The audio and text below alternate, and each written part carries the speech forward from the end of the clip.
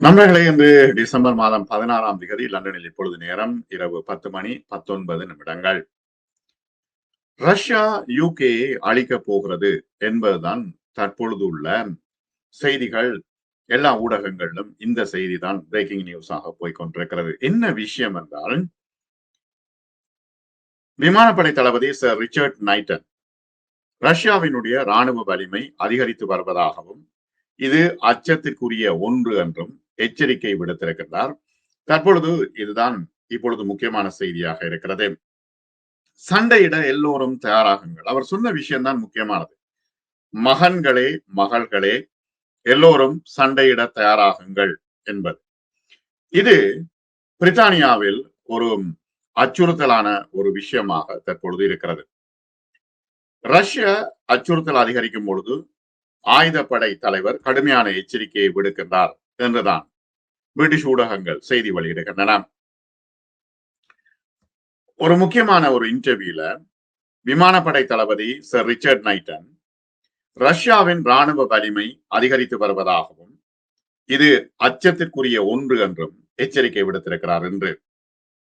கடந்த 4 ஆண்டுகளாக உக்ரைனில் முழு அளவிலான போரை நடத்திய பின்னர் ரஷ்ய துருப்புக்கள் தற்பொழுது உறுதியாகிவிட்டன. இப்பொழுது போர் எல்லா இடமும் பரவக்கூடிய விஷயம் இருக்கிறது. இந்த போரை நிப்பாட்டுவதா அல்லது மீண்டும் மீண்டும் போரை தூண்டுவதா இந்த மேற்குலக நாடுகளின் வேலை என்று பாருங்கள். அமெரிக்கா போரை ஆரம்பித்தது.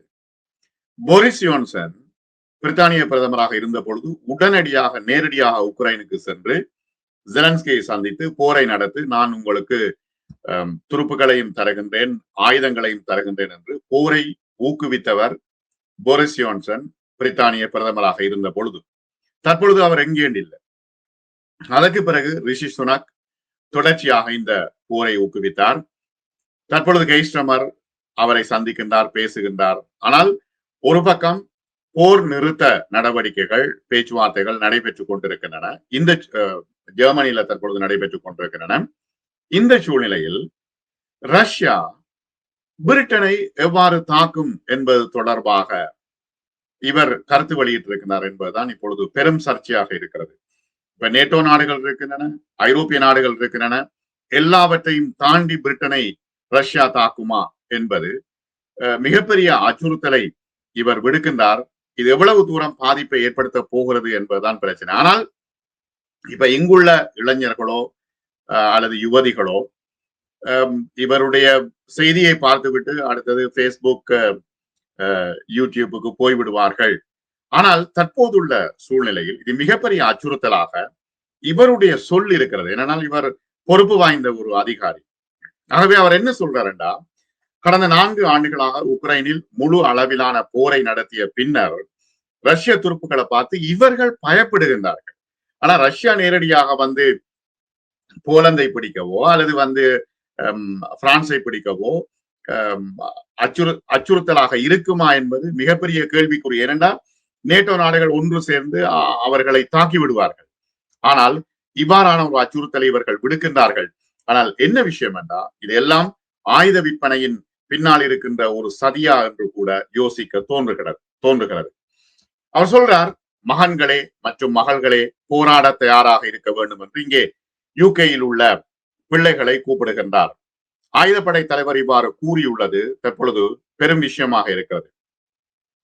விமானப்படை தளபதி சர் ரிச்சர்ட் நைட்டன் ரஷ்யாவின் ராணுவ வலிமை அதிகரித்து வருகிறது, இது பேரச்சத்துக்குரிய ஒன்று என்றும் எச்சரிக்கை விடுத்திருக்கிறார்.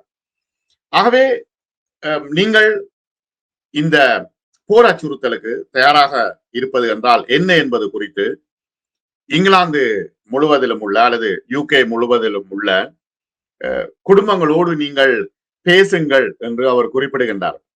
பாதுகாப்பு படை தலைவர் குறிப்பிடுகின்றார். ஒரு இருண்ட யதார்த்தமான சூழ்நிலையில் நாங்கள் இருக்கிறோம். ரஷ்யாவுடனான ஒரு சாத்தியமான போரில் பிரான்ஸ் தனது குழந்தைகளை இழக்கும் சாத்தியக்கூறுகளுக்கு தயாராக இருக்க வேண்டும் என்று கடந்த மாதம் பிரெஞ்சு ஜெனரல் பேஃபியன் மெண்டன் தெரிவித்திருந்தார். அவரோடு தான் உடன்படுவதாக விமானப்படை தலைவர் மார்ஷல் நைட்டன் தற்பொழுது தெரிவித்திருக்கிறார். அவர் சொல்றார், என்ற பணிக்காலத்தில் எனக்கு தெரிந்ததை விட நிலைமை மிகவும் ஆபத்தானது. மேலும் அமைதிக்கான விலை அதிகரித்து வருகிறது என்று பிரிட்டிஷ் பாதுகாப்பு தலைவர் மார்ஷல் நைட்டன் தெரிவித்திருக்கிறார். ஆனால் என்ன விஷயம் என்றா, இந்த போரை ஆரம்பித்தது பிரிட்டனும் அமெரிக்காவும், உக்ரைனுடைய போரை.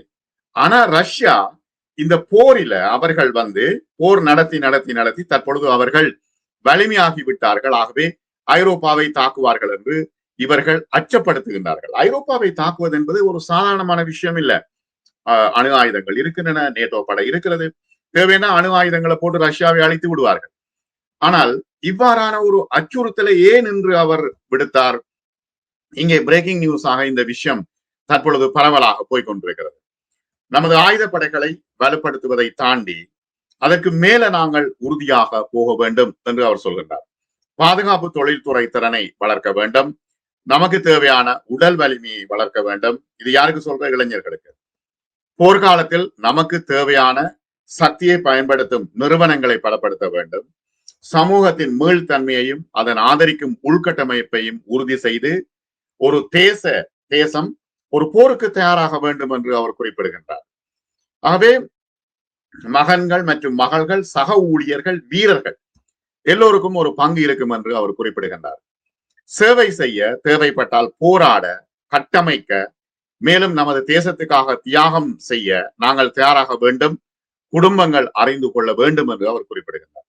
இருப்பினும் கிட்டத்தட்ட 35 ரஷ்யா எவ்வளவு அச்சுறுத்தல், எவ்வளவு தீவிரமானது என்று ஆய்வாளர்கள் குறிப்பிடும் பொழுது, கிட்டத்தட்ட 35 ஆண்டுகளுக்கு முன்பு பனிப்போர் முடிவடைந்ததை தொடர்ந்து ஏற்பட்ட அமைதியின் காரணமாக இங்கிலாந்தில் உள்ள பெரும்பாலான மக்களுக்கும் ஆயுதப்படைகளுக்கும் இந்த போர் தொடர்பான நேரடி அனுபவம் இல்லை. இளைஞர்கள் அவர்கள் பாட்டில் படிக்கிறார்கள், வேலை செய்கின்றார்கள், டேக்ஸ் கட்டுகின்றார்கள் என்றே இருந்து கொண்டிருக்கிறார்கள். ஆனால் கடைசியாக இந்த யுத்தத்துக்கான அழைப்புகள் நடைபெற்று கிட்டத்தட்ட 65 இந்த மாதம் 65 ஆண்டுகள் ஆகின்றன. 2ஆம் உலகப் போர் முடிந்து 80 ஆண்டுகள் ஆகின்றன.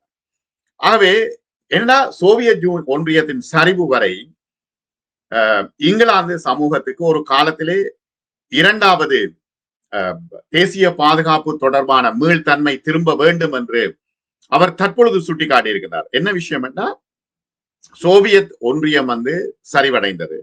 ஆனால் அதற்கு பிறகு ரஷ்யா மேலெழும்பி, அவருக்கு பிரச்சனை என்னன்னா, மேலெழும்பி இவ்வளவு காலமும் இந்த போரை நடத்துகிறதே, இதுதான் அவர்களுக்கு பிரச்சனை. அவர்களுடைய ஆயுத வலிமையை பார்த்து இவர்கள் பயப்படுகிறார்கள். அவர்களுடைய போர் வலிமையை பார்த்து பயப்படுகின்றார்கள். அதற்காக இங்க ரஷ்யா போரை கொண்டு வரும் என்று இவர் சொல்வது எவ்வளவு தூரம் சாத்தியமான விஷயம் என்பதுதான் தற்பொழுது மிகப்பெரிய கேள்வி. இந்த மக்களை அச்சுறுத்துகின்ற வகையில் இவர் இன்று பேட்டி கொடுத்திருக்கின்றார். ரஷ்யாவில் 5% பேர் வரை இங்கிலாந்துக்கு எதிராக குறிப்பிடத்தக்க நேரடி தாக்குதல் அல்லது படையெடுப்பை நடத்துவதற்கான தொலைதூர வாய்ப்பு மட்டுமே இருப்பதாக தெரிவிக்கப்படுகிறது. ஆனால் 5% பேர் தான் சொல்கின்றார்கள். ஆனால் அநேகமாக 0 இருக்குது இந்த வாய்ப்புகள். ஆனா ரஷ்யா அச்சுறுத்தல் தொடர்பாக இவர்கள் இப்பொழுது பயப்படுகின்றார்கள். போரை ஆரம்பித்தது பிரிட்டன், அமெரிக்கா. தற்பொழுது இவர்களை அஞ்சுகிறார்கள் ரஷ்யா பார்த்து, ரஷ்யாவோட பலத்தை பார்த்து.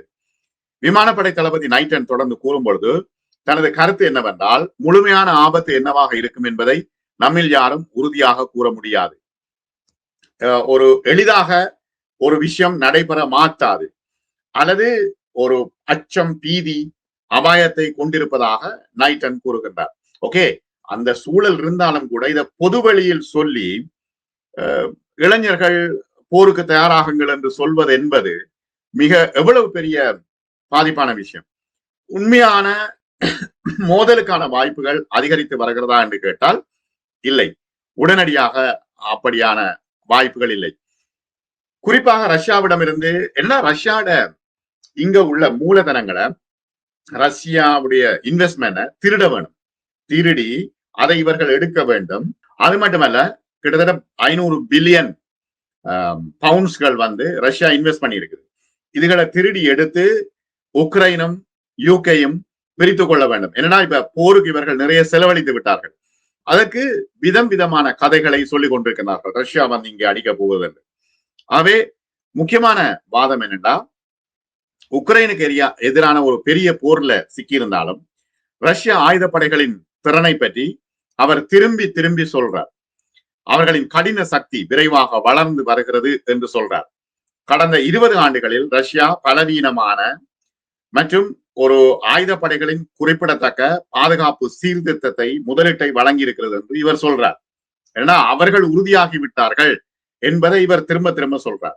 ரஷ்ய ஆயுதப்படைகள் இப்பொழுது 1.1 மில்லியனுக்கும் அதிகமான பலம் கொண்ட காலாட்படை இருக்கிறது. மொத்த உள்நாட்டு உற்பத்தியில் 7% அதிகமாக அரசாங்க செலவினங்களில் சுமார் 40% இந்த ஆயுதப்படைகளுக்காக ஒதுக்கி இருக்கிறார்கள். இது கடந்த தசாப்தத்தில் இரட்டிப்பாகும். என்னன்னா அதுக்கு முதல்ல போர் இருக்கையில அமைதியா இருந்தார்கள். ஆனால் இவர்கள் நேட்டோட உக்ரைனை சேர்க்க சொல்லி ஜெலன்ஸ்கி சொன்னதுல இருந்துதான் இந்த பிரச்சனை ஆரம்பமாகிறது. ஆகவே நிதானமா பார்த்தா இது தெளிவாக தெரியும். இப்ப இங்கிலாந்து ராணுவம் என்ன 70,000 வீரர்களுக்கு சற்று அதிகமாகத்தான் இருக்கிறது. அரசாங்கம் 2027 ஆண்டுக்குள் மொத்த உள்நாட்டு உற்பத்தியில் 2.3% இருந்து 2.5% பாதுகாப்பு செலவை அதிகரிக்க மட்டுமே உறுதி பூண்டிருக்கிறது. ஆகவே ரஷ்ய சக்தி பயப்பட வேண்டிய ஒன்றா என்று ஆய்வாளர்கள் சொல்லும் பொழுது அப்படி உடனடியாக அச்சுறுத்தல் இல்லை என்றே ஆய்வாளர்கள் குறிப்பிடுகின்றார்கள், ராணுவ ஆய்வாளர்கள் குறிப்பிடுகின்றார்கள். ஆனா இவர் என்ன சொல்றார், விமானப்படை தளபதி, ரஷ்யாவுக்கு பலம் இருக்கிறது என்ற மாயையில் மட்டும் நாங்கள் இருக்கக்கூடாது. ஒரு மிகப்பெரிய தொழில்நுட்ப ரீதியாக அதிநவீனமான இப்பொழுது மிகவும் போர் அனுபவம் வாய்ந்த இராணுவமாக எங்களை மாற்ற வேண்டும். இப்ப அணு ஆயுதம் ஏந்திய ஆயுதங்கள் மற்றும் அணுசக்தியால் இயங்கும் கப்பல் ஏவுகணைகள் போன்ற புதிய மற்றும் ஸ்திரத்துக்கு ஆளாக்கும் ஆயுத அமைப்புகளை நாங்கள் உருவாக்க வேண்டும். ஏன்னா ரஷ்யா ஏற்கனவே அணு ஆயுதத்தில் முந்திவிட்டது. எனவே ரஷ்யாவின் கடின சக்தி, வலுவான சக்தி பயப்பட வேண்டிய ஒன்று என்பது முற்றிலும் தெளிவாகிறது என்று விமானப்படை தளபதி சொல்கின்றார். ஆனால் அதை பயன்படுத்த ரஷ்யாவின் நோக்கம் என்ன? உக்ரைனில் நடக்கும் போரும் அதன் அண்டை நாடுகளை குறிவைக்க ரஷ்யாவின் விருப்பமும் அது நேட்டோவை சவாலுக்கு உட்படுத்த, கட்டுப்படுத்த, பிரிக்க மற்றும் இறுதியில் அழிக்க விரும்புகிறது என்பதை காட்டுகிறது என்று இவர் சொல்றார். ஆனா உண்மையா நேட்டோவை பிரிக்க விரும்புறது ட்ரம்ப் தான். இரண்டா அதிகமான செலவை நேட்டோ விழுங்கி கொண்டிருக்கிறது. அதன் காரணத்தினால் நேட்டோவை விட்டு விலக போறேன் என்று சொல்லிக் கொண்டிருக்கிறவர் ட்ரம்ப் தான். ரஷ்யா சொல்லல நேட்டோவை பிரிப்ப. நேட்டோவுக்கும் ரஷ்யாவுக்கும் சம்பந்தமே இல்லை. ஆகவே இவர் இவ்வாறான ஒரு அதிர்ச்சிகரமான விஷயத்தை இன்று ஊடகங்களில் சொல்லி இருக்கிறார். ரஷ்யாவுடனான நில எல்லைகளை பகிர்ந்து கொள்ளும் நாடுகளில் இருப்பது போல இந்த அச்சுறுத்தல் இங்கிலாந்தில் இன்னும் உணரப்படவில்லை என்பதை கடைசியா தான் அவர் சொல்றார், ஒப்புக்கொள்கின்றார். ஆனால் அவர் என்ன சொல்றாருன்னா, பாதுகாப்பு செலவினங்களில் விரைவான அதிகரிப்பை எதிர்பார்க்கின்றார் என்பதற்கான அடையாளமாக ஜெர்மனி 2029 ஆண்டுக்குள் மொத்த உள்நாட்டு உற்பத்தியில் 3.5% பாதுகாப்புக்காக செலவிட எதிர்பார்க்கிறது. போலந்து 4.2% செலவிட இருக்கிறது. ஆகவே பிரான்சும் ஜெர்மனியும் ஒரு வகையான தேசிய சேவைக்கு அவங்க யோசிக்கிறாங்க. என்னன்னா, ஒவ்வொருவரையும் 18 வயதுக்கு மேற்பட்டவர்களை ராணுவ பயிற்சி கொடுக்கிறதான சில நாடுகள் 6 மாதம், சில நாடுகள் 1 வருடம், சில நாடுகள் 2 வருடம் என்று ராணுவ பயிற்சி கொடுக்கின்றார்கள். இப்ப அதை கொண்டு வாரதுக்கு இவர் சுத்தி வளைத்து ரஷ்யா எங்களை தாக்க போகிறது, ஆகவே நாங்கள் ராணுவ பயிற்சியில் ஈடுபட வேண்டும் என்ற விஷயத்தை அவர் சொல்ல வருகின்றார். ஆனால் இந்த யுத்தத்தை ஏற்கனவே நான் சொன்னது போல யுத்தத்தை ஆரம்பித்து வைத்து உறுதிப்படுத்தியது போரிஸ் ஜான்சன். ஆனால் தற்பொழுது ரஷ்யா அடிக்க பார்க்கிறது என்று இவர்கள் சொல்லிக் கொண்டிருக்கின்றார்கள். அவை இந்த மாயையில் இவர்கள் ஆயுத விற்பனை மற்றும் இந்த இளைஞர்களை யுத்த சேவைக்குள் கொண்டு வருவது என்பது போன்ற நோக்கங்கள் இருப்பதாகவே ராணுவ வல்லுநர்கள் குறிப்பிடுகிறார்கள். மற்றும் ஒரு காணொளியில் சந்திப்போம்.